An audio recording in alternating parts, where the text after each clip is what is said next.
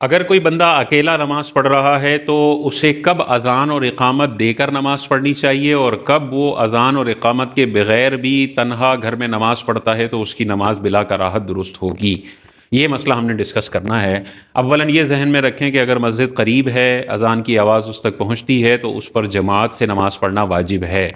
لیکن اگر کسی وجہ سے جماعت نکل جاتی ہے یا وہ جا نہیں سکتا ہے، کوئی اس کی مجبوری ہے، شرعی عذر ہے، اور وہ گھر میں نماز پڑھتا ہے، تو کب اسے اذان سے نماز پڑھنی، اذان دے کر اقامت کہہ کر نماز پڑھنی اکیلے، اور کب وہ اذان اور اقامت کے بغیر نماز پڑھے گا؟ تو اس کی اولاً دو صورتیں بنتی ہیں۔ پہلی صورت یہ ہے کہ اگر قریب میں اس کے مسجد ہے جس کی اذان کی آواز اس سے آتی ہے، پہلی صورت، تو پھر اس کی دو صورتیں ہوں گی۔ اگر وہاں پر اذان ہو گئی ہے اور اب یہ گھر میں تنہا نماز پڑھنا چاہتا ہے تو پھر اذان اور اقامت کے بغیر نماز پڑھ لے، نماز درست ہو جائے گی۔ کسی بھی قسم کی اس نماز میں کوئی کراہت اور ناپسندیدگی نہیں ہے، کیونکہ قریب میں اذان بھی ہو گئی، اقامت بھی ہو گئی، اور اس تک اس کی آواز بھی پہنچ گئی ہے۔ دوسری صورت یہ ہے کہ قریب میں مسجد تو ہے جس کی آواز سے آتی ہے، لیکن ابھی تک وہاں پر اذان نہیں ہوئی اور یہ اذان سے پہلے اپنی نماز پڑھنا چاہ رہا ہے تنہا گھر کے اندر، تو اس میں پھر یہ صورت ہوتی ہے کہ ابھی چونکہ قریب میں اذان ہوئی نہیں ہے تو اب اس کے لیے اذان اور اقامت کے بغیر نماز گھر میں تنہا پڑھنا یہ مکروہ ہے، ناپسندیدہ ہے۔ اس کے لیے حکم یہ ہے کہ گھر میں ہی اذان دے گا، پھر اقامت کہے گا اور پھر تنہا نماز پڑھ لے گا، تو یہ نماز اس کی بلا کراہت جائز ہو جائے گی، درست ہو جائے گی۔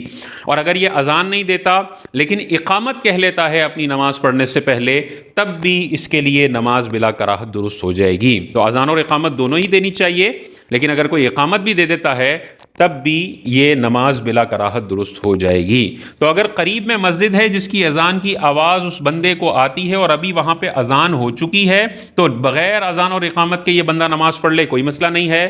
اور اگر وہاں پر ابھی اذان نہیں ہوئی ہے تو پھر اسے چاہیے کہ اذان خود دے، اقامت خود کہے، اور پھر تنہا گھر میں اکیلے نماز پڑھ لے، اس کی نماز بالکل درست ہو جائے گی۔ دوسری صورت یہ ہے کہ اس کا گھر جہاں پر ہے وہاں پر قریب میں مسجد نہیں ہے جس کی اذان کی آواز اس تک پہنچتی ہو، اور پھر یہ گھر میں تنہا نماز پڑھنا چاہ رہا ہے، تو اب اس کے لیے ہمیشہ یہ حکم ہوگا کہ وہ اذان بھی دے، اقامت بھی کہے، اور اس کے بعد نماز پڑھے۔ بغیر اذان اور اقامت کے نماز پڑھنا، یہاں تک کہ آپ کے پاس کسی بھی اذان اور اذان کی آواز نہیں آئی ہے، یہ مکروہ اور ناپسندیدہ طریقہ ہے، یہ طریقہ فالو نہیں کرنا چاہیے۔ تو بعض اوقات بیرون ملک میں بہت سارے لوگ لیتے ہیں مسجدیں 4 کلومیٹر دور، 2 کلومیٹر دور، 3 کلومیٹر دور، تو پھر انہیں چاہیے کہ اذان دیں، اس کے بعد اقامت کہیں، گھر میں 3-4 لوگ ہیں تو جماعت کروا لیں، گھر میں یہ اکیلا بندہ ہے تو پھر اکیلا نماز پڑھ لے۔ اگر یہ صرف اقامت بھی کہہ لیتا ہے تب بھی نماز بلا کراہت درست ہو جائے گی۔ اور عورتوں کے لیے اس میں یہ حکم ہے کہ فجر کی نماز عورت جو ہے وہ اول وقت میں پڑھے گی، یعنی اندھیرے میں۔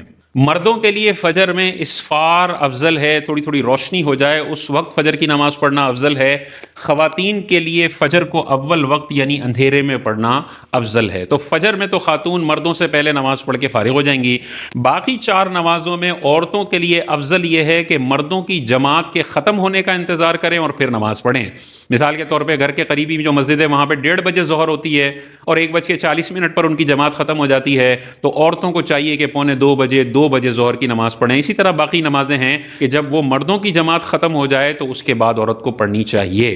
اگر عورت مردوں کی جماعت سے پہلے بھی وقت کے اندر نماز پڑھتی ہے تب بھی نماز ہو جائے گی، لیکن یہ خلاف اولا ہے، بہتر کا خلاف ہے۔